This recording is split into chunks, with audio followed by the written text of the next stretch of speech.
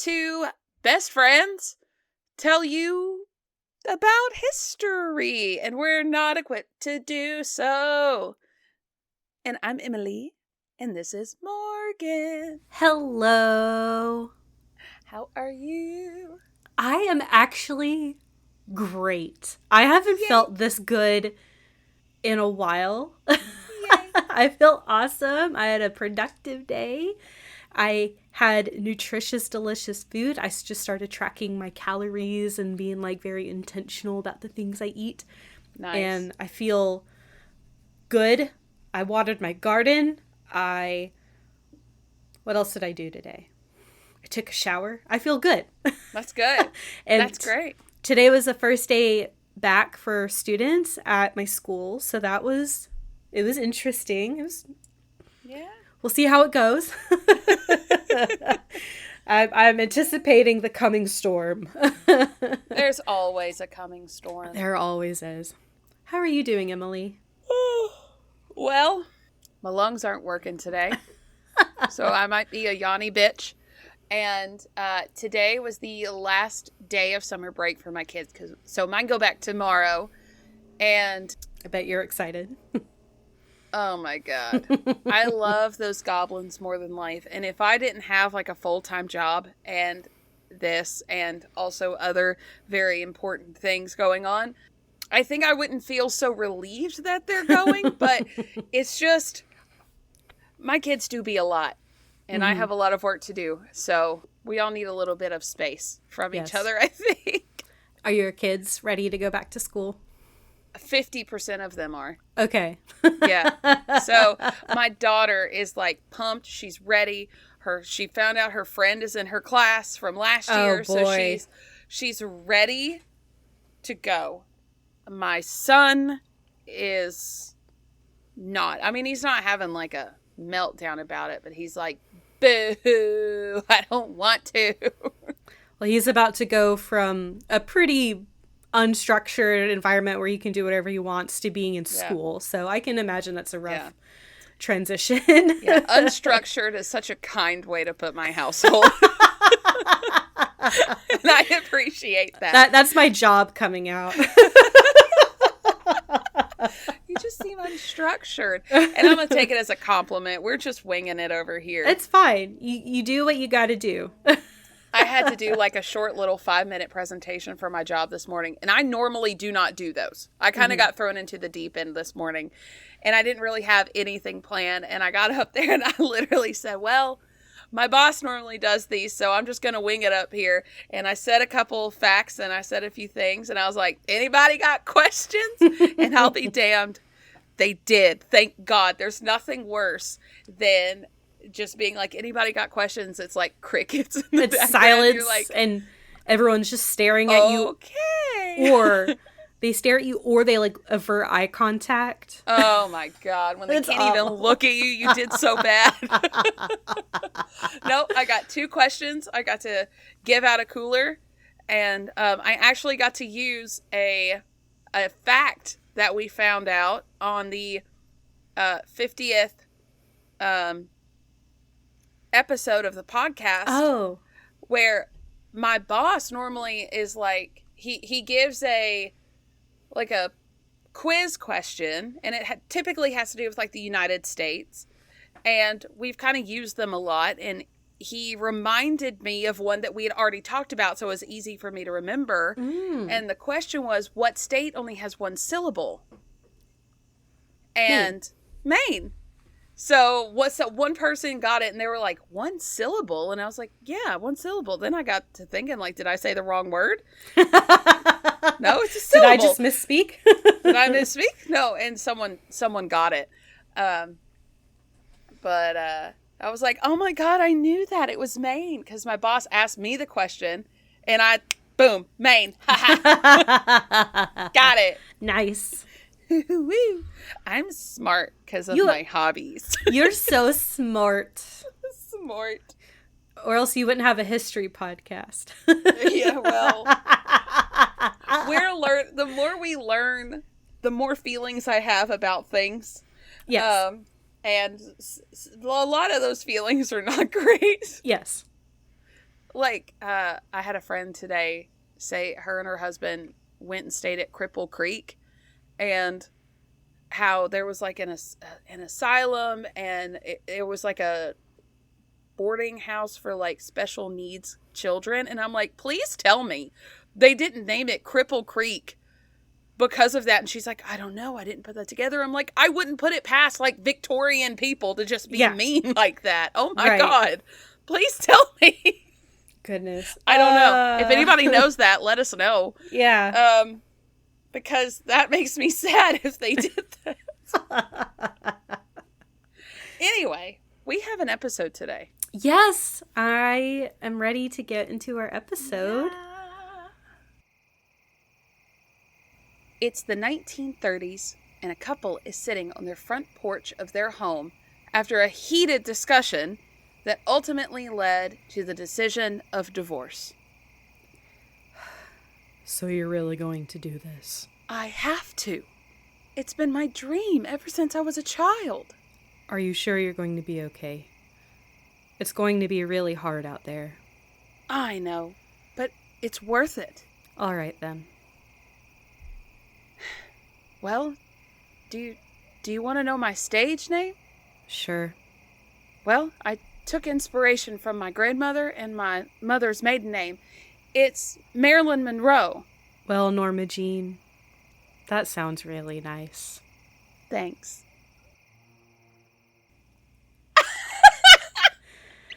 I'm so excited. I didn't tell Morgan what we were doing. The face she just made was the best. I was like all turtled up, like. Oh my God. Oh, I'm gonna cry. Oh my God, guys, I love Marilyn Monroe. This is gonna be so sad, and I'm so sorry. Oh no. I don't know everything, but I have watched some things about her, and I'm not ready. I know I'm gonna cry. I mean, I have so many emotions because like I feel so bad for her, and yet I love her so much, because if you think that she is just this bubbly, dumb blonde just bouncing around Hollywood, no way. She played everyone like a fiddle to get where she was, and was so smart about it, and smart passionate. as a whip. She had to, we'll get into it, but she had to. I mean, she didn't have a choice. It's not she was doing it out of malice. She wanted to be the best, so she had to do everything to be the best. Oh, man. Okay. Okay. I'm getting ready. So, let's do it. Okay, so in her early years, she was born June the 1st of 1926 in Los Angeles, California. And she was named Norma Jean Mortensen at birth, but then later baptized Norma Jean Baker. Okay. There is a lot of weird things going on. She was an quote-unquote illegitimate child. So she was a child out of wedlock. So on the birth certificate, I didn't write this down, but it was like her mother, Gladys Baker, had put her previous husband on the birth certificate, even though they were like either divorced or separated at the time. But then Norma started going by Baker, which was her mother's last name, but that wasn't even her mother's maiden name. That was her mother's, like, one of her ex-husband's names. Okay. Complicated. It's complicated. So poor Norma didn't really have, like, a last name. Yeah. And when she was just 2 weeks old, she was immediately taken to a foster home. Oh, man. Of Ida and Wayne Bolender in Hawthorne, California. Now, Gladys says that Marilyn Monroe's real father was Charles Stanley Gifford, who was a Consolidated Studios co-worker. The official record is unknown, but no father claimed her. Okay. And it's before paternity tests, so. Right. So no one officially recognized her. I'm sure it was Charles Stanley Gifford, and he was just like, I'm not having an illegitimate child. You could get away with that in the 20s. Yeah. Unfortunately. So her mother couldn't take care of her, so she immediately took her to this foster home.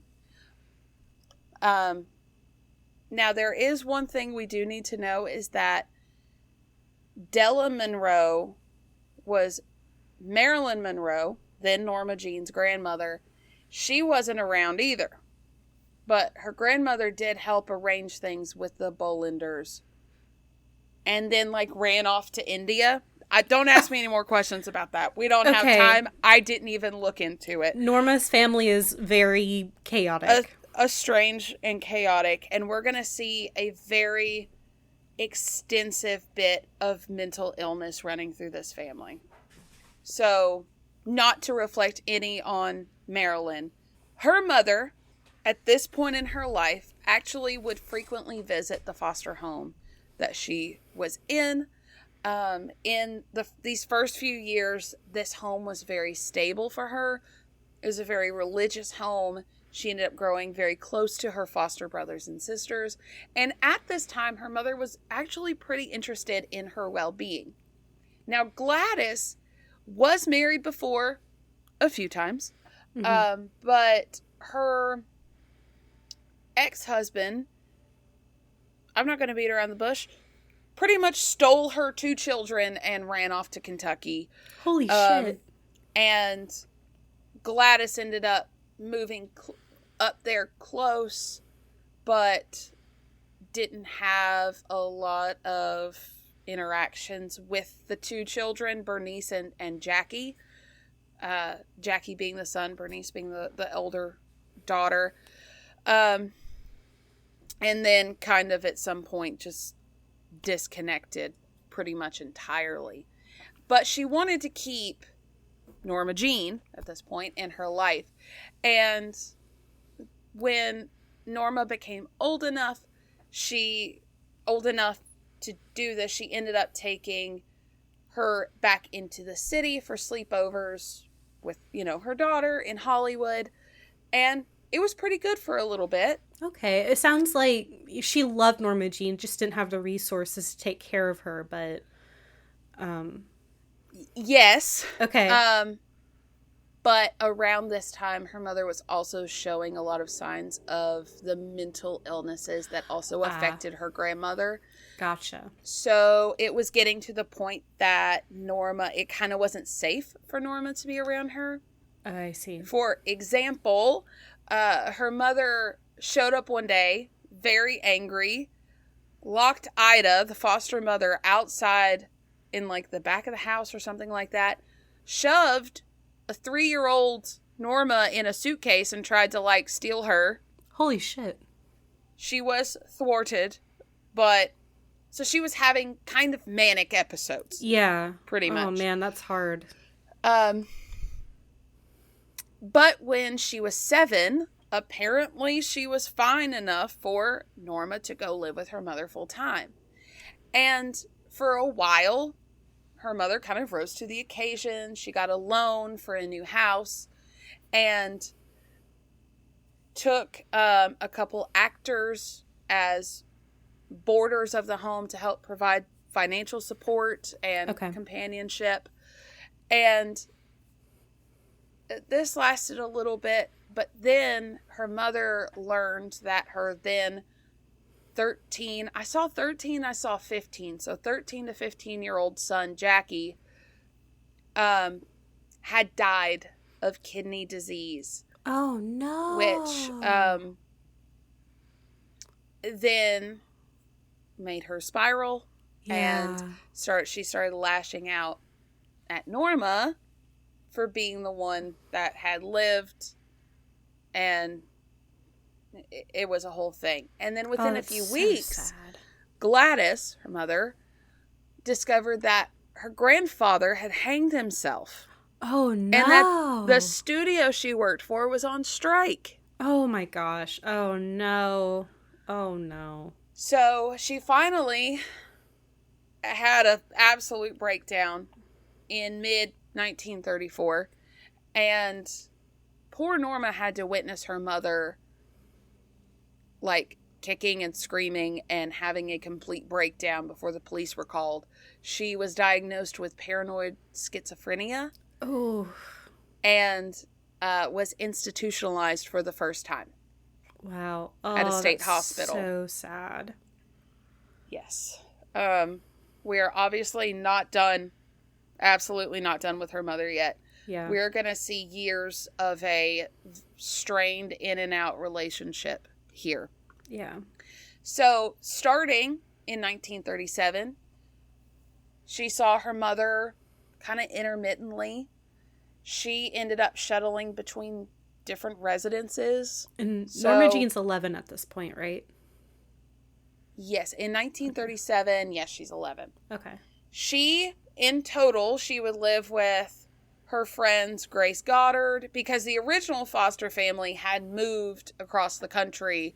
So she ended up living with Grace Goddard for a couple of years, her mother's sister-in-law, and then an orphanage, which really messed with her mental, because she's like, I'm not an orphan. I have parents. Why am I here? So she would end up living with 12 total sets of foster parents. Oh my gosh. Oh, that's so hard. And during her time in foster homes, she would endure sexual assault on several occasions, and even said that she was raped when she was 11. Oh God. Oh, that's so tragic. Yeah. Oh my God. It's all tragic. I do have pictures of her, by the way. I forgot to say. Yeah, I was just like watching you in horror. Yeah, I know. God. Sweet little baby Norma Jean. That's her mother with her on the beach. She's so freaking cute. Oh my goodness. I know. She's so pretty. Yeah. Even as a child, she's just gorgeous. Yeah. So, enough of the super sob story now. Yeah, really. She ended up dropping out of high school at the age of 15. Legally, the state had to keep her in some kind of living situation until she was 18 years old. She was able to live in a home of, quote, Aunt Anna's. So this is the Goddard's family friend, Edith Anna Lauer. And she had a couple years of stability in her teenage years. But she did drop out of high school at the age of 15. And then she married her boyfriend, who was also a merchant marine, Jimmy Daughtry, in 1942 at the age of 16. It was one of those situations where Anna, I think she had to leave for some reason, and it was either this or she goes back to an orphanage. Jimmy was like 21 at the time. Dang. And he was like, she's kind of young. Yeah. But I mean, it's a 5-year age gap. With a teenager. That's mine and my husband's age gap, but we did not get married at 17 and 21, you know? Right. And he, by all accounts, I actually ended up watching a documentary with him in it. It was from the 90s. Wow. He seemed really sweet, actually. He seemed really nice. He was like, she's young. So, I don't want her to go to an orphanage. It's my girlfriend. So, they ended up getting married. And it was also around this time that she learned that she had an older half-sister, Bernice. Mm-hmm. And she was like really happy that she wasn't alone. So they started corresponding. And after 1946, her mother was able to get out of the state hospital and was able to get back into society. So I kind of said that a little out of order. That's okay. But it's fine. World War II hits. So right when the Americans are getting into World War II, her husband goes off to fight in the South Pacific.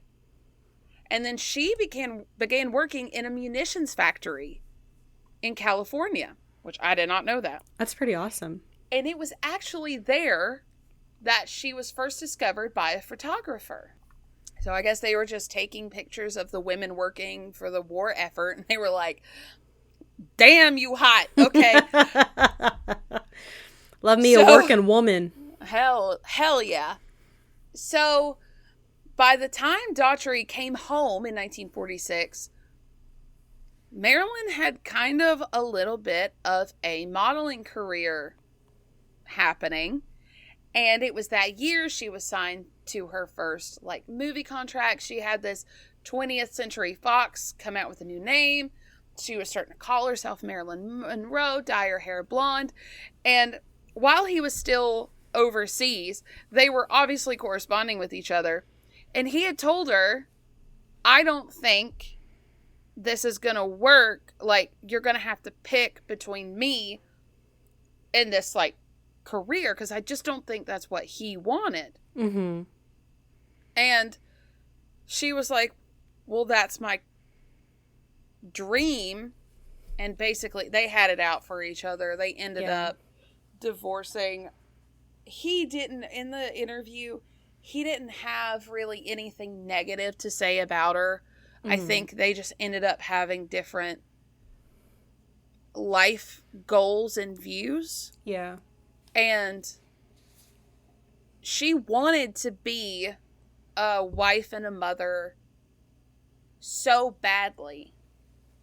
But in the same token, she wanted to be loved and loved by many. And I think she ended up just picking that over, at the time. She's settling down 18. life. Yeah, she's 18, 19. She has her whole life ahead of her. She has her whole life ahead of her. And she actually had asked before he went to war if they could go ahead and start having kids. And this is why I'm kind of getting the vibe that he actually did care. He was like, you're too young for that right now. Yeah. Let's wait till I come back and then we'll talk about it. And we'll figure it out. You're young. She was given an opportunity to be a star. What 18-year-old would not take that opportunity to be a star in Hollywood? I mean, come on. Yeah. It's like she grew up watching the movies and dreamed about being this big movie star and actress and wanted to be everything they were. And she was given this opportunity. So she made the choice, whatever, and he still seems like a really nice person. I hope he ended up happy. Her mother was still not doing well, even though she was, back in the real world. She was still apparently dressing like a nurse and was very emotionally distant. Mm. And when she did actually talk to Marilyn Monroe, we're going to call her that now because that's what she is going by now. It was often to just kind of say she didn't like that she was going to be an actor. So, very expressing displeasure. So then in September of 1946, not long after the divorce, her mother abruptly announced that she is going to go live with her Aunt Dora in Oregon. And then Marilyn learned soon after she left that her mother never made it to Oregon, that she instead gotten married to a guy who already had another wife and family in Idaho. And this woman literally would, and I'm not trying to be mean, she would just have these manic episodes. Yeah. If she's been diagnosed with schizophrenia, that's a pretty severe mental illness. Yes. And it sounds like she was trying to go from California to, what was it, Oregon? Oregon. Alone. Like, Yeah. without, like, someone, like a caretaker helping her. Like, her reality is not everyone else's reality. Right. Well, initially, Marilyn was, I mean, obviously you're alarmed. Right. But the studios were like, ooh, we could use this as PR. You can just, well, your mom's gone now, so why don't we just pretend both your parents are dead? And it fits very nicely into this, like, sad childhood waif. Well, not waif. She did consider herself a waif, which is pretty much a abandoned child. Yeah. I had to Google it, just to make sure I had it right. But they were going in for, like, she was an orphan and came from, whatever. It did come back and bite her in the butt, though, because in 1952, so a couple years later, everyone found out her mom was still alive and was working at a nursing home in Eagle Rock outside of L.A. Oh, my goodness. So then she had some public backlash about that, but whatever. Her mom eventually made it back home to the Goddards and was in a full-blown panic state. Oh, man. Marilyn had to get police, and then her mother had to be, like, strapped to a gurney, sent off to the hospital again. Goodness. Oh, it's so sad. And her mom would send her letters, but it was mostly, could you get me out of here kind of letters. Yeah. So, obviously she's not in, the best of state, but she's in the beginnings of her career. Now, she has been in this for a couple years at this point, but at first she really wasn't considered to be a star actor, not big acting material. And she even said it herself, she wasn't that good. She's like, I had a body that men liked. I had a look about me. And she's like, I just learned how to do it from there. Yeah. And I cannot express to you how horribly women were extorted during this time. I mean, we talked about it. The golden age of Hollywood. We talked about how horrendous it was. And she wanted to be this actress so bad, but she wasn't a pushover either. She took that and worked the system. Literally, all direct. I'll explain the documentary in a few minutes, but during one of the interviews, which is a recorded interview from someone who worked in the industry at the time, all directors would have a black book. And in those days, the black book meant in there would be a list of the ones that you could sleep with. Yeah. Yeah. So, in the late 40s, she ended up meeting a guy named Johnny Hyde. This was one of the most influential agents in the country. He fell so in love with her that he left his wife. Holy shit. Became her partner and her manager. He was 53 and she was only 23 at the time. Okay. But he was wealthy, and I mean millionaire. Okay. And a millionaire in the 50s is like, wow. But he had access to the most powerful people in Hollywood at the time. And he was also extremely ill. What he was ill with, I don't know. But he only had 18 months to live. Holy shit. And he dedicated every bit of those 18 months to Marilyn. He was taking her to see the top people at the time. He would praise her talent. He got her in with Johnny Hudson, who was casting for The Asphalt Jungle. She got the part immediately, and this was a pivoting point in her career where this was her first big box office hit. Mm-hmm.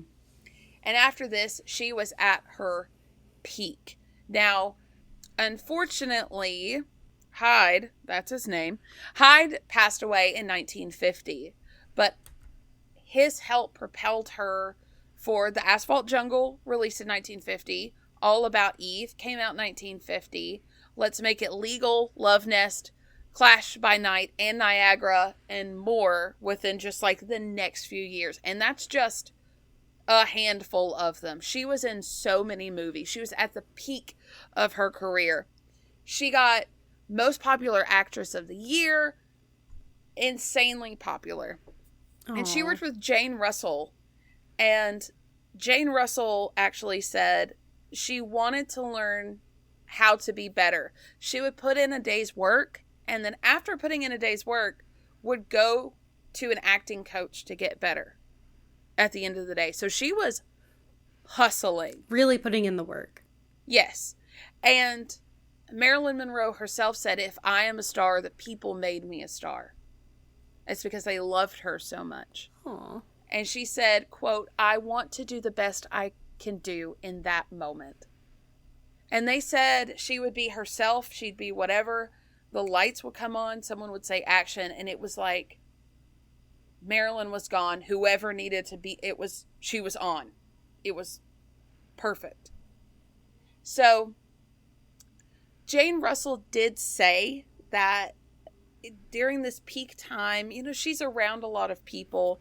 She kind of went through friend groups very quickly, never really grasping on to any for an extended period of time. Mm-hmm. And she would just go kind of from one group to another. She'd get kind of close and then let them go, which just seems like it seems like her past. Yeah, that's what I was about to say. Like, that was how she grew up. Like, she never really stayed in the same place for very long. So she never really learned how to form, like, long-term relationships. Yeah. Sad. It was so sad. Now, about this documentary that I found, it came out in 2022. I highly suggest anybody go watch it. It's called... Hell, I forgot. Like Marilyn Monroe, The Unheard Tapes, or something like that. You know what? I may have watched that one like a couple of years ago. It was really cool in that... Okay, so back in 1982, the LA District Attorney actually reopened the case on her death. I don't know if y'all know that, but she died. But she's been dead for a while now. A while. Spoilers. Mm-hmm. So he was contacted by a British journalist because LA District Attorney reopened the case. And because he's an investigative journalist, this guy named Anthony or Tony Summers, spent the next 3 years interviewing people regarding her death and her life, and would get people like Jane Russell to interview.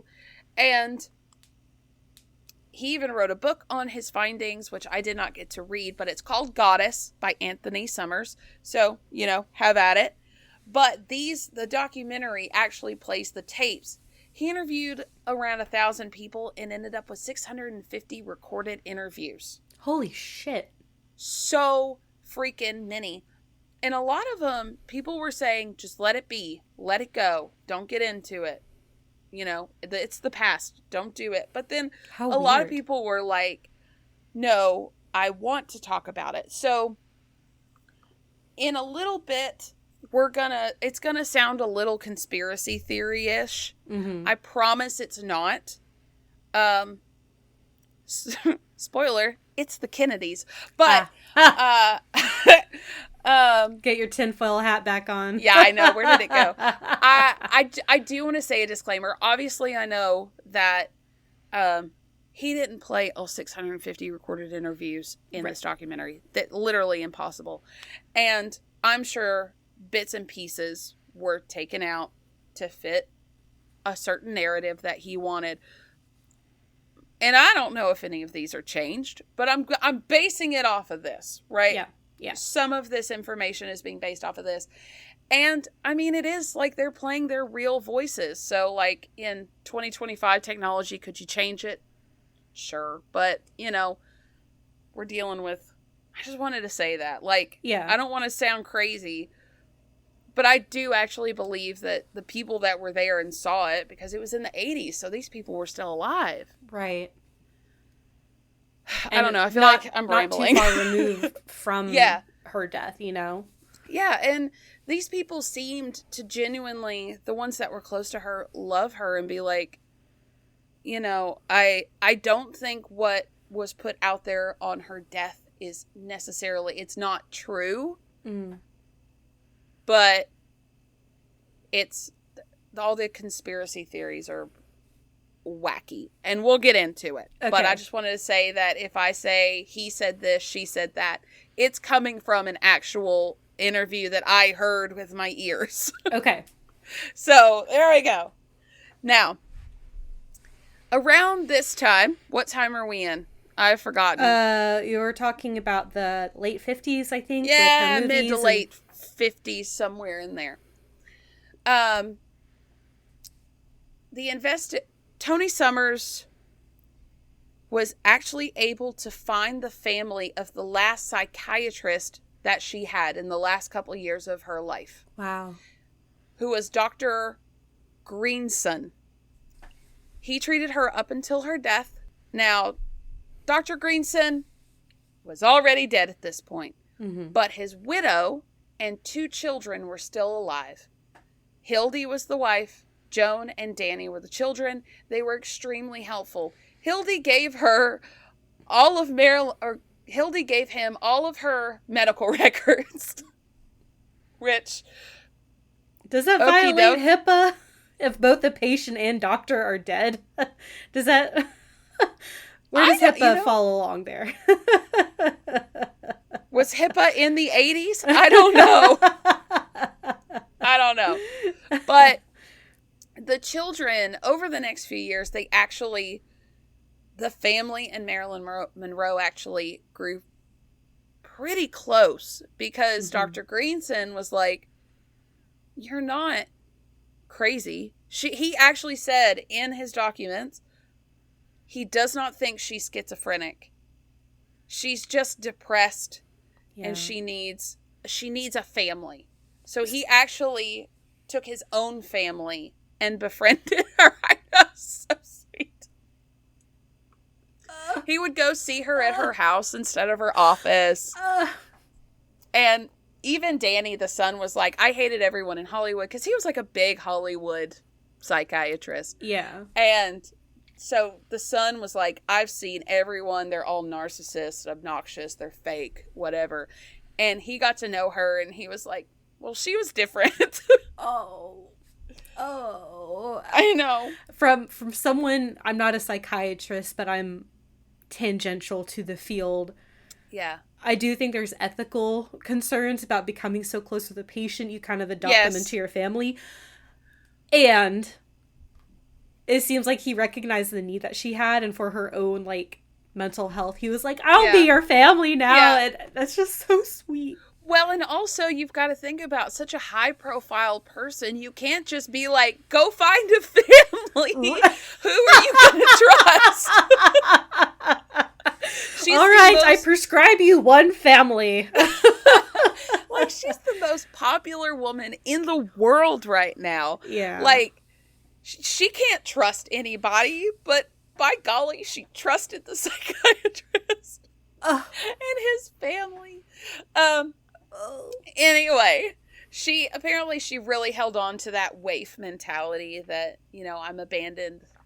She wanted the love of her family, especially a father, because she never had one. Yeah.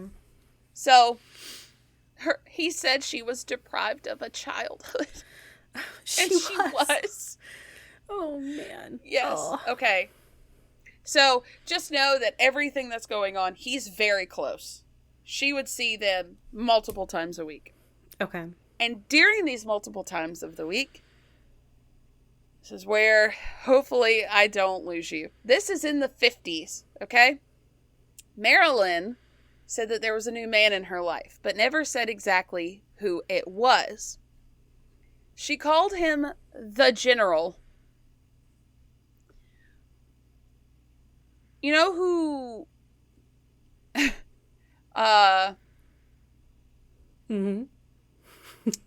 So they're like, which one of the Kennedys is it?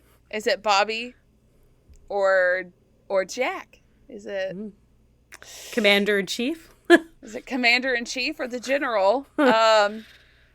Who was the General is also known as the Attorney General. Oh, that's true. And that was Robert. Not John. So, I'll go ahead and say it.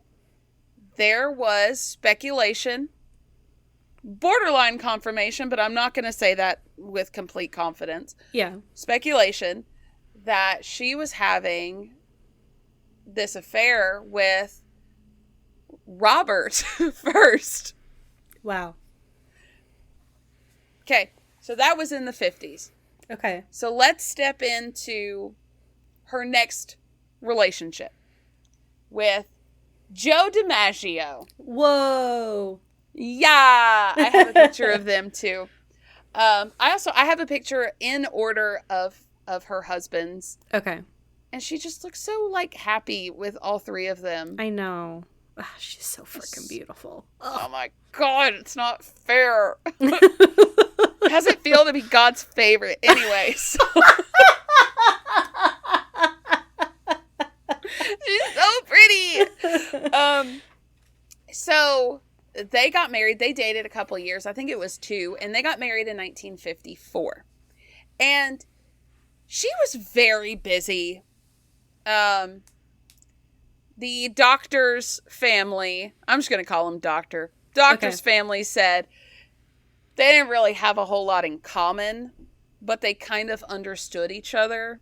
Okay. He, unfortunately, was extremely possessive. Yeah. And he did not like being married to the nation's pinup very well. He didn't like the outfits she wore. He didn't like how kind of suggestive she was, which her entire fucking aura was suggestive. That's how she made her money. Like, I know... Yeah. I don't know if you get into it. I know she didn't really like it that much, but that's how, like, what she was famous for. That's what people hired her for. Exactly. One of the documentaries it said that she wanted to be Norma Jean so bad, but she got trapped in this Marilyn Monroe persona that she couldn't get out. She didn't want to be Marilyn. She wanted to be Norma and then just be Marilyn on the stage. Yeah, but like she put on her Marilyn costume and be able to take it off, but she couldn't. She couldn't. She had to become Marilyn. Yeah. And why did he... this is kind of my mentality. Like, if you didn't like all the things that she did, why did you marry her? You know? Like... Yeah, well, it's about to get worse. So... Oh, no. During the 7-Year Itch filming... Yeah. We all know the famous shot. Yes. Morgan, what's the most famous Marilyn Monroe shot? It is her standing over the grate in that white dress and the skirt flies up. Yep. That was in the movie The 7-Year Itch. Mm-hmm. There were thousands of people watching that scene be filmed. Joe was there and was pissed the hell off that people were looking at his wife while her skirt was going up. Like, now, she wasn't filming it for a movie. Just... I know what's coming, and I just, Gladys Whitten was her hairdresser at the time. She did a lot of her movies, and she was in the 7-Year Itch, It's interesting her name is Gladys. I know, right? She said that Joe was so upset about it. He didn't like his wife being made a spectacle of herself. She's an actress. He beat her up a little bit that night. Yeah. Left bruises on her shoulders. Now, I don't know if that was, so it could be covered up easier. Or probably. Maybe he just, grabbed her too hard. I don't know. But he did beat her up a little bit. And after only 9 months of marriage, they got a divorce. That's so sad. they told the press it was a conflict of careers. He doesn't want me to be an actress or to exist. And she felt so bad about herself. She was, still hanging on to that waif mentality. She would think the most horrible things about herself, according to the doctor. And she has this, like, lavish life, on the outside. She literally, the press would come up to her, and it was like flipping a switch again. She was on. She was faking it. She got it. Yeah. This is like fake it till you make it, but like it's her entire life and there's no making it. Mm-hmm. Because it's a never-ending wheel. Oh, that's so sad. So by around this time, she was also getting really tired of, like, the bubbly, dumb blondes roles. So she moved to New York City and started studying acting with Lee Strasberg at the Actors Studio. Now, in 1955, she met and started dating Arthur Miller, who was, at the time, the nation's most famous playwright. I forget all the ones he wrote. Google him, Arthur Miller. We're not talking about him today. Anyway, around this time, she also had started her own production company. And she really liked him because he was like this bright, smart, funny, famous playwright. And he thought she was very intelligent and that her brain was just never cultivated. Whatever. It was apparently the celebrity wedding of the year. It was a very quiet ceremony. He gave her a ring that was inscribed, "Now is forever." She wrote on the back of one of the wedding photos, "Hope, hope, hope." Which just breaks my heart. I know. Oh, I got like full body chills when he said that. Ugh. Now, apparently, they were going to London to film The Prince and the Showgirl. And that was one of Marilyn's first movies as, like, her own production company. And apparently she came across some notes that he had laying around, and it said something about how disappointed he was in her and how he thought she was some kind of angel, but he guessed he was wrong and that he married a woman as flawed as his previous wife had been. Oh my God. Dude, I don't think it's the women you're marrying. Oh my God, she's a human being. The shock. She has flaws. Oh no. She's not the actress and, like, personality that you married. She's an actual person with depression.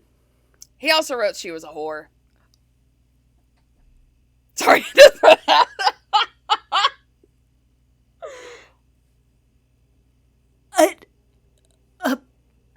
Beg your pardon? Beg your finest fucking pardon. What? Sir. What? I got the nervous laughs because I want to hit him. I want to hit a dead man. Holy shit. Oh my God, me too. What?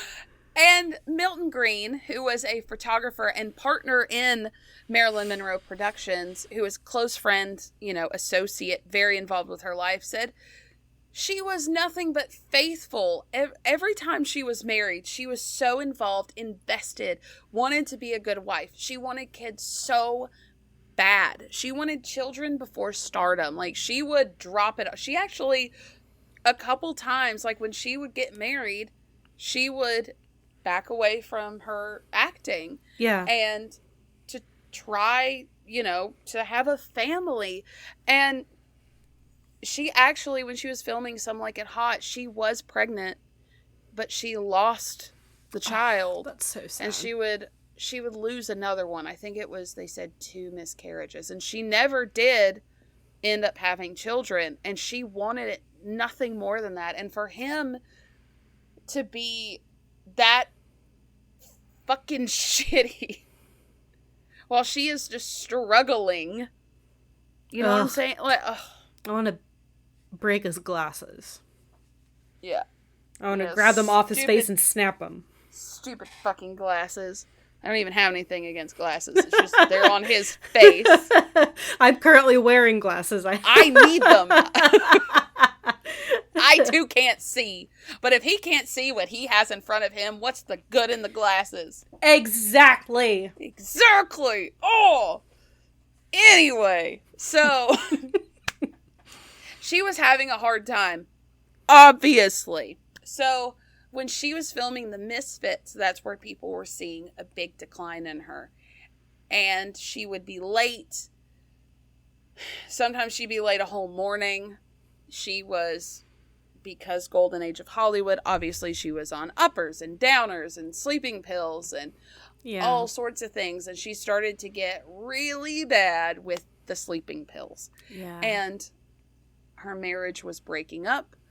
And a close friend of hers ended up telling Miller that she would end up dead or in an institution in a few years if she continued this way, and that whoever is allowing her to do that to herself ought to be shot. Holy shit. And it was basically a call out to him. Like, you're her husband. Step the fuck in. Oh, how haunting. And God, the documentary, I hate and love when documentaries do this, when they put a quote in and it's so like poignant and it gives you chills. Literally, they played a recording of her saying, happiness, does one ever know that? And I was just like, I just felt my stomach just plop into my butt. Oh my God. Marilyn. Ugh. Marilyn. Oh, I just want to like wrap her up in like the tightest hug and be like, I love, I love you. I will love you. I love you. There was also a quote she said I didn't write down. It was something like, I love you is, she loved hearing I love you more than she heard that she was a good actress. Like, all she ever wanted was just to be loved unconditionally by somebody. Somebody! Yeah. So, obviously, by the early 1960s, her professional and personal life was in turmoil. Yeah. And her last two movies, Let's Make Love and The Misfits, when it finally came out, did not do good in the box office. Yeah. She divorced Arthur Miller in 1961. Shockingly, on the same day JFK was inaugurated. Oh. January 20th. Yeah. Obviously, they said that like it was planned, and I was like, y'all do know like divorce court takes a long time, right? Yeah. I'll say that one was a coincidence. Yes. So, in February of 1961, after abusing sleeping pills and confessing that she had considered suicide, she ended up at Payne Whitney Clinic in New York. So she was actually institutionalized for, I think it was just like 4 days. It really wasn't that long of a time. And could you imagine like your mother being in and out for years of institutions, and then you find yourself in one too, even if it's just for 4 days? Like, how horrible that would feel. I mean, I can't imagine how scared she was. Yeah. Like, what does this say about me? What does this mean? Am I going to end up like my mom? You know, like, those are the questions that I can't imagine the things going through her head. Well, the press found out, because of course they fucking did. She left and they swarmed her. And she immediately, literally, like, flipped a switch, smiled. I feel great. I'm fine. I just needed a little reprieve. You know. Looking at her, you'd be like, she's fine. And you know she's not. Yeah. Like, she's not okay. That's so sad. And then shortly after this, her mother was found unconscious in her room with her left wrist slit. Oh, shit. She made it through that, though. But still, like, right after this, her mom nearly dies from suicide. And you almost have to wonder, it's like, did her mom find out about this? And then it says, I mean, after watching a news report, her mom tried to kill herself. So that guilt also carries over into your children. Yeah. Oh, this is so sad. It just keeps going downhill. Yeah. So the last time that she actually saw her mother was in the summer of 1962. And apparently they had like this kind of face-off in the yard where Marilyn was begging her mother to actually take her medication. Mm-hmm. And her mother was like, I need prayers, not medicine. Okie doke. I think you need medicine. I think you need the medicine. Yeah. And when her mom got up to leave, it is reported that Marilyn stopped her, put a little flask in her purse, and the last thing her mom said to her was, "You're such a good girl, Norma Jean," and then left and didn't say bye. Oh, this is so tragic. So on to the Kennedy scandal. Okay. Changing gears a bit. Yay, roller coasters. Yay. So let's back it up just a little bit. It is rumored that her and Bobby at least were sleeping together in the 50s. Again, hearsay. Don't come at me, government. So, fast forward, now JFK is the president. It is 1961, and Bobby Robert is the attorney general. Peter Lawford and Pat, well, Lawford, but it was one of the sisters, Pat. Peter Lawford was part of the Rat Pack. Pat and Peter were married, and they had a house in Malibu, and would throw quite a party often. And at various times, one or the other or both of the Kennedy brothers would come to these parties because it's their sister's house. Mm-hmm. And according to Jean Martin, who was Dean Martin's wife, I don't know why, like, we all have to have similar names. Jean Pat and and Dean Peter. and Pat and Peter. Dean and Jean. But according to, this is one of those that I heard in the interview, that nothing discreet was going on. I'm sure. She said, I mean, all the men, not even just the Kennedy brothers, all the men, they were like wolves in this room. And apparently their father had actually raised all the boys to get laid as many times as you can with as many women as you can. So it was kind of, yeah. It was taught to them by the ancient masters. Yeah. The ancient freaky masters. Yeah. Anyway, so apparently she was getting it on with both of them. From what the documentary said, I think she had more of a thing for Robert. Okay. But anyway, this is where it gets a little off the rails, so I'm going to need you to hang in there with me. Okay, I'm clutching my table for stability. Table, clutch your pearls. I don't know what you need to clutch. But so there was a guy named Fred Otash, and he was a private investigator, and he was one of the best investigators in the country at the time. And he would take jobs from fucking anybody, for the government, against the government, for the mafia, against the mafia. He said he won't take a job from a communist, and that's about his line. Okie dokie, his buddy. Hard stop. So there was a guy named Jimmy Hoffa who was just Jimmy. He Hoffa. was the mafia. If y'all don't know, a little dude named Jimmy Hoffa. Yeah. Well, Jimmy Hoffa and Robert Kennedy had it fucking out for each other. Oh no. I mean, there was a video of them just like arguing in like a courtroom. It was like, okay. So anywho, Hoffa obviously wanted to neutralize Robert because he was the attorney general, and Otash was Jimmy hired... wanted to do crimes. Yeah, let Hoffa do Hoffa things.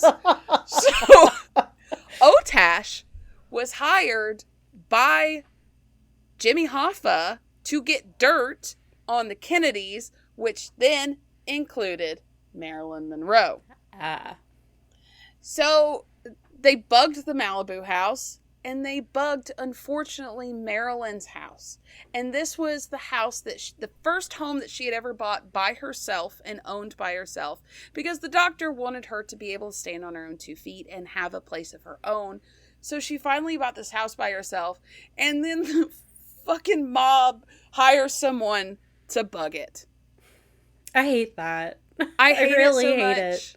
That is how we have a good amount of this information. Obviously, we don't hear... nobody has the, like, recordings, but we have testimonies from Otash himself being, this is what I heard. Mm-hmm. Anywho, so, she had just started the movie Something's Got to Give, and her coworker was like, she's doing great. She would be the most popular actress of her generation, probably this century. That's what George Cukor had said.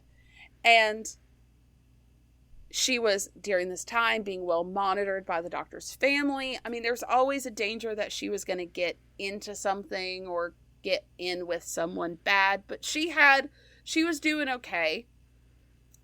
And they started listening to her in her home and at the Malibu house in 1961. And they could hear music and people talking, and JFK and Marilyn Monroe and Bobby and Marilyn Monroe. And then sometimes there was other people, and they literally recorded them having sex, which is very icky. Mm-hmm. And it was apparently more with Robert than John. But it's with both. It doesn't matter. Like, yeah. Such an invasion of privacy. I feel so gross about this whole thing. I hate it. I hate it. I hate it as well. And a part of me is like, is this really true? Like, is this actually going on?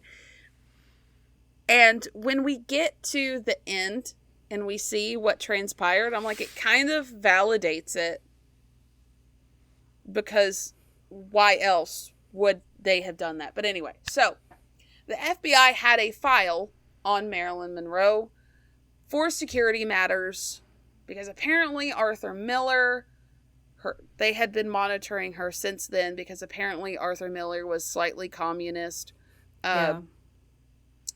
And now like, she's sleeping leaning with the president. Yes. And she would still just be like friends with people. Mm-hmm. And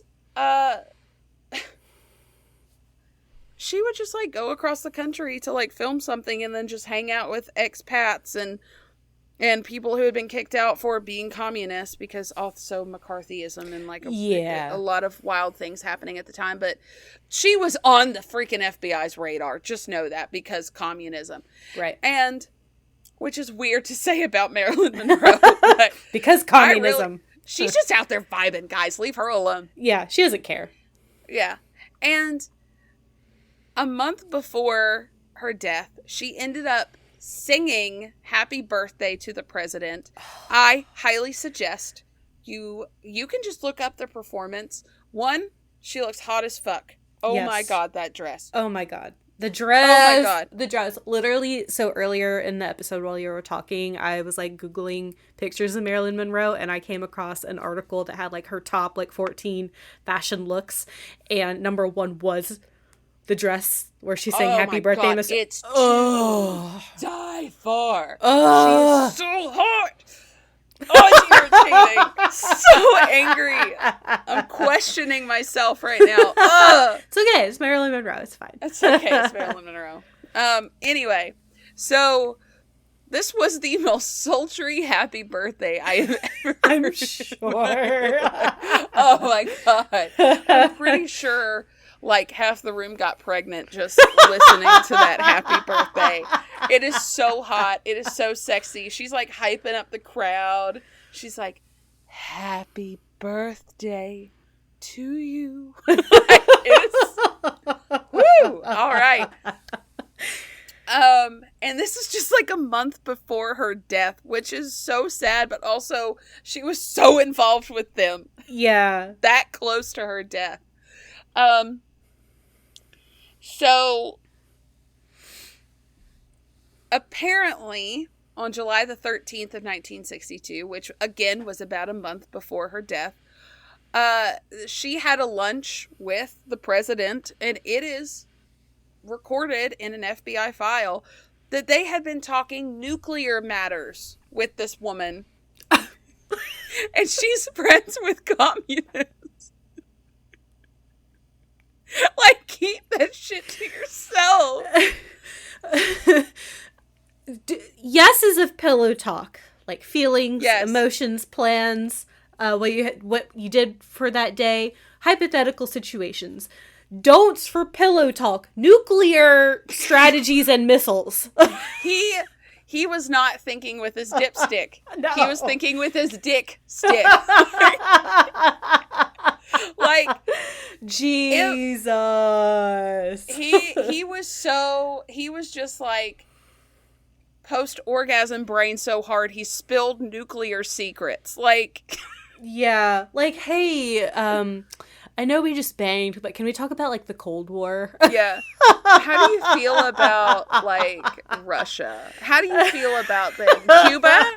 How do you feel about Cuba? Let me tell you, everywhere we have a missile silo. Yeah. And Here's you have the to code. promise me not to tell your commie friends. Pinky swear. Pinky promise. Good Lord. Yeah, so I bet the FBI is like, you know, when you work in a restaurant, y'all will know if you've ever worked in a restaurant, you go into the walk-in cooler, freezer if it's double layered, Yeah. and just scream. Yes. That's And maybe the cry. FBI right now. Yeah. They are in the walk-in screaming and crying right now. They're like, what the fuck are you doing? Stop. Oh. I almost So- said something. Say it and I can always cut it. Okay. I said, I was thinking, no wonder the CIA killed him. He's a liability from the fucking job. He won't keep it in his pants. He won't keep it in his brain. He won't keep nothing to himself. Bro. Lord. Oh. Anyway. So apparently a longtime friend of hers met with her about a month before she died. So this is all happening relatively the same time. Yeah. And apparently the Kennedys were told they had to fucking cut off Marilyn Monroe. And apparently Bobby called her and was like, you cannot call us again. You cannot contact us again. And she was very deeply hurt by this. And Of course. she's, you know, telling Arthur James, like, I cannot believe they did this to me. Like, after everything I've done, you know, obviously they're having some kind of relationship. This poor woman has been abandoned her entire life, and now she's being abandoned again by very, very public figures. Yes. I can imagine how she's feeling. Yes. And he said that this was kind of the beginning of the last of the end. She started mixing drinking and the sleeping pills, and it wasn't good. So, on to her death. She was only 36 when she passed. There were no suicide notes, nothing like that.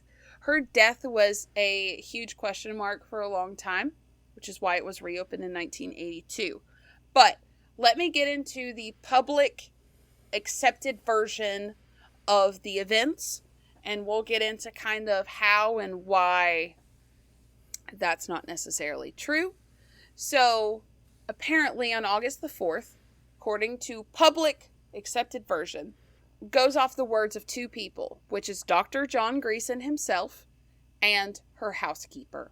So, according to the housekeeper, Miss Murray, who also sounds like a very sweet lady, I heard her voice too. Marilyn went into her room around 8 p.m., closed the door. Around 3 a.m., Miss Murray woke up, found lights still on, and the door locked. And she couldn't get the door unlocked, so she called the doctor, who came down to the house, saw her through a window, face down, broke through the window, crawled in, said she was lost, said, quote, "We have lost her." And they called the police, and the official death time was 4:25, according to police records. But, that's literally the title of my next. But, the widow of Arthur Jacobs ran her PR, her public relations. The widow of Arthur Jacobs said he and his wife, the both of them, were at the Hollywood Bowl concert that night, August the 4th. An attendant came in and interrupted Arthur Jacobs during this time, or during this concert, at around 10:30 that night. And his widow said that Arthur went to Marilyn's house to take care of, PR stuff, and she went home. It was said that Arthur got there around 11 o'clock at night, and she said, "That's about all I know," that he kind of smudged everything off, wouldn't tell his wife anything else. But his job was to keep the press at bay. So a member of Jacob's staff actually corroborated that he ended up going over there around 11 o'clock. So why was there a discrepancy between 11 and 3? Obviously, they knew something was wrong at 10:30. Why is the housekeeper saying she woke up at 3?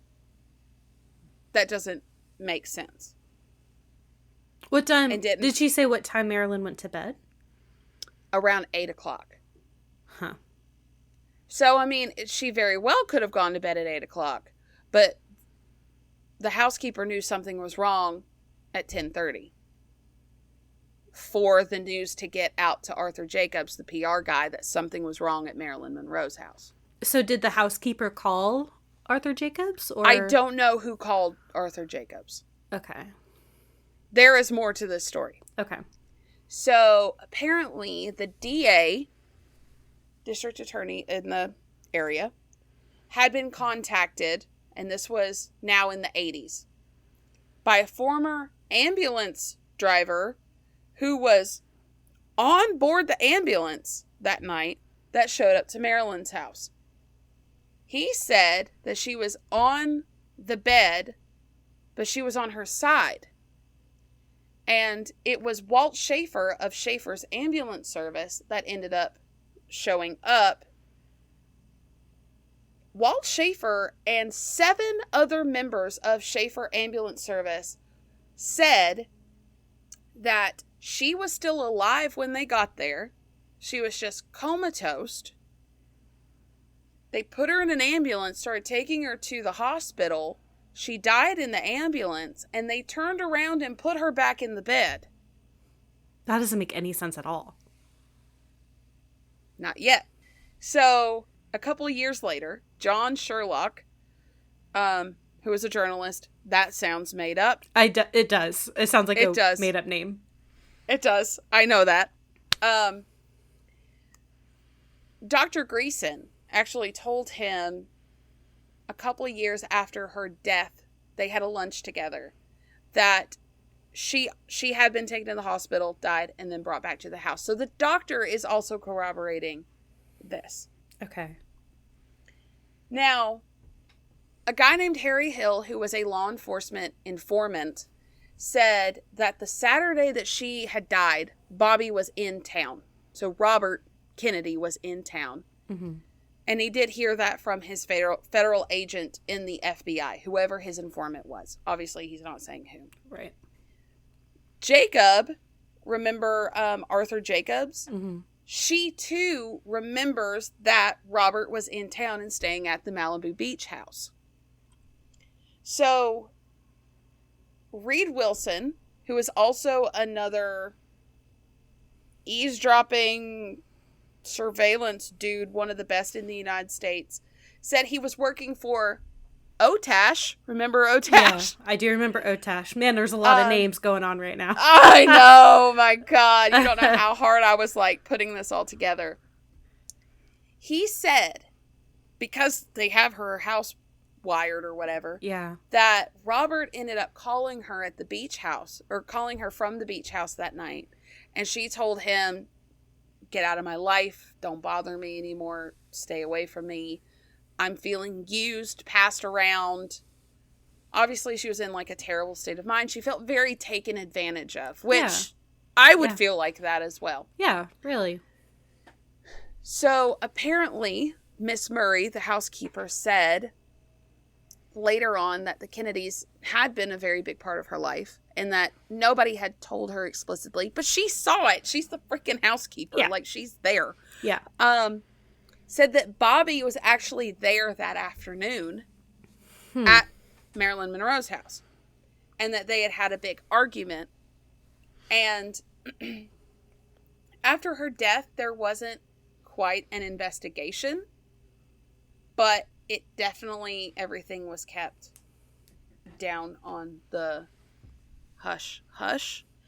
And one reporter at the time actually kind of got a bit of a lucky break and was able to discern that Robert had been flown out on a helicopter and then put on a plane and flown out that night around 2 a.m. So after her death. But then the reporter was like, I'm not publishing that. That seems like I would get That's suspicious. Murdered. Yeah. So now he did interview like the helicopter driver who had logbooks and stuff like that. So there is some corroboration going on. Then Wilson and Otash were contacted by the Lawfords. Remember Kennedy's sister and brother-in-law, to clear anything out of that house that might have been associated with the Kennedys. So the Lawfords were convinced there were probably diaries or photos or some form. There's only one surviving photo of her and the Kennedys together, and that is when it was a photo of her, of the brothers together when she sang at Madison Square Garden. Of Marilyn? And then of Marilyn, yes. Okay. And then any recording of of anything were obviously seized by law enforcement. FBI was on the scene, like, suspiciously immediately. So, we know this information. Let me sum it up for you. Okay. There are several conspiracy theories, obviously. A lot of them say that the Kennedys had her killed. Right. But, and I do believe this too, that it was not that the Kennedys had her killed, that Robert probably went over there that night. They ended up in a big argument. After he left, she probably either on accident or on purpose took too many sleeping pills, either on purpose or accidentally killed herself. And then because it's the Kennedys and it was such a high profile, the FBI was like, cover it up. Yeah. Come up with a story. They don't need to be involved in any of this. Because could you imagine the public, like, downfall? Yeah. The absolute shitstorm. And I believe it's very possible. The FBI and CIA covers up a shit ton of things for the public good. Yeah. So I agree with your take, for sure. Yeah. Like, I don't think the Kennedys had anything to do with her death. I mean, what is she going to do? She doesn't have anything on them, from what we know. No. You know, like, the mafia has more on the Kennedys than Marilyn does, I'm sure. It's not like she's, like holding secrets or anything that, like, like, she's our loose end. We got it. Like, I don't see that. No. But the Kennedys were so high profile that she's not a liability. I mean, if anything, her sleeping with the Kennedys is just going to reflect poorly on her. Right. Exactly. Because they're both married men. And people only care about women's sexuality. They don't give a shit about men's sexuality. Nope. So, in 1982, the district attorney, like I said, had reopened the case, and they found the findings unchanged. Yeah. That it was either purposeful or accidental suicide. And the case was closed again, and that's that's how I feel about it. I don't think anybody shoved the pills down her throat. No. And I think the doctor and the housekeeper were probably informed to say what they said, because it seemed like they both very much cared about Marilyn. Absolutely. There is one thing I'm confused about that. Yes. I don't know. Why was she taken back to the house? Was that something that was like false that people said happened, or did that actually happen? From what I can tell from the testimonies of the people in the ambulance thing, I think she was taken back to the house, because if she was taken into the hospital, it would have turned into like a whole thing. And this is me speculating at this point, that it's probably easier to make up a story if it was in her own house than it would be, she showed up at the hospital at 11 o'clock or 12 o'clock and, whatever. It was probably PR to help cover it up.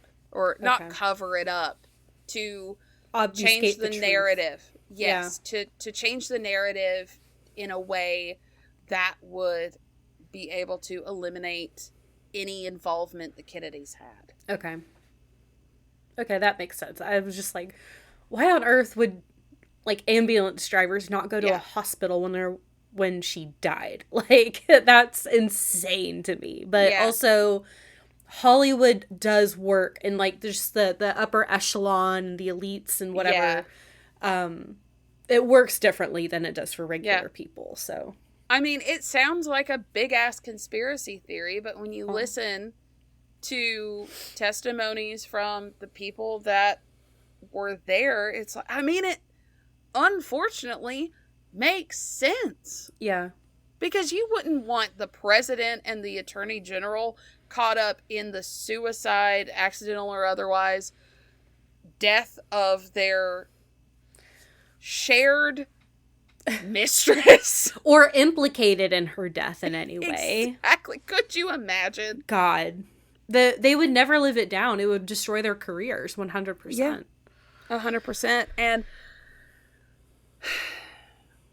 like you said, the upper crust just... They have different rules.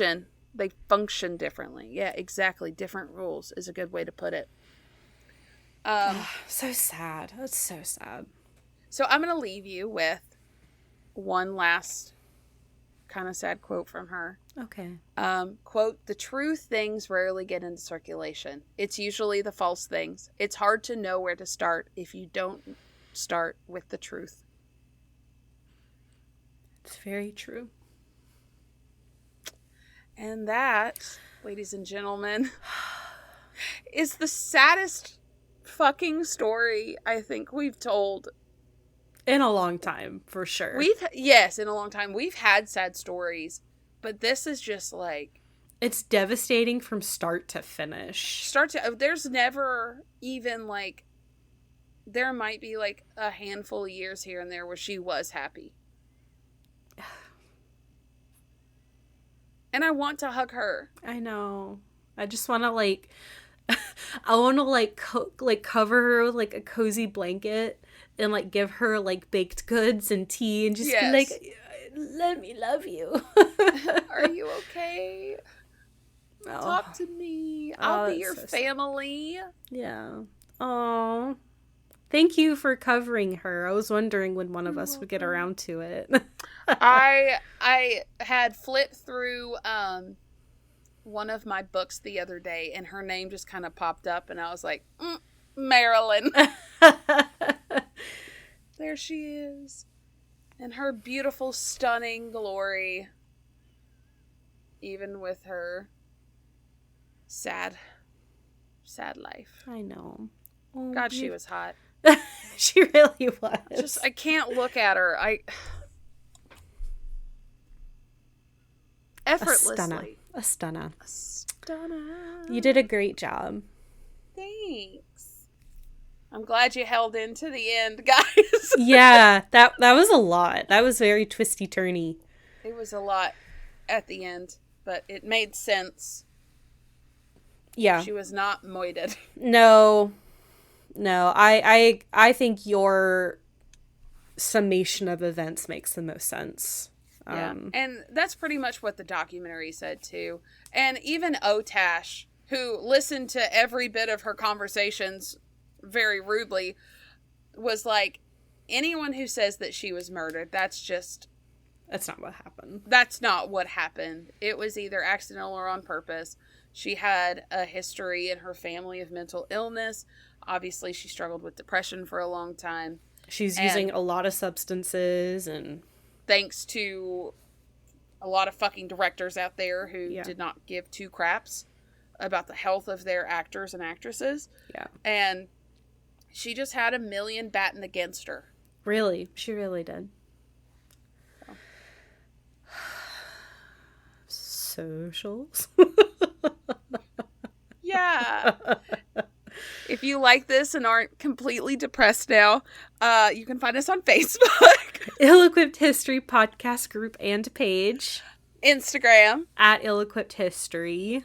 TikTok. At Ill-Equipped History. And Gmail. Illequippedhistory@gmail.com. And Patreon. Patreon.com/Ill-Equippedhistory. Please subscribe and you get stickers and our monthly bonus episodes. Yeah. And I made the dumbest TikTok the other day. Oh.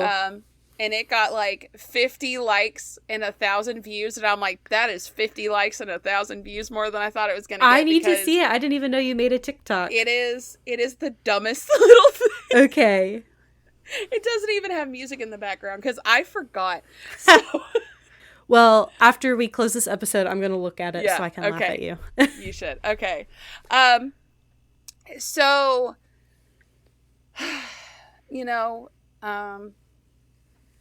if men are exploiting you, punch them in the face. I think that's a good practice. Yeah. You should practice it thoroughly and often.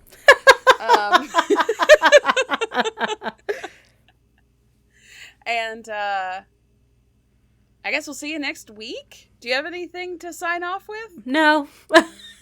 Okay. I think you've surmised my thoughts perfectly. Cool. Yay. Okay, bye. Okay, bye.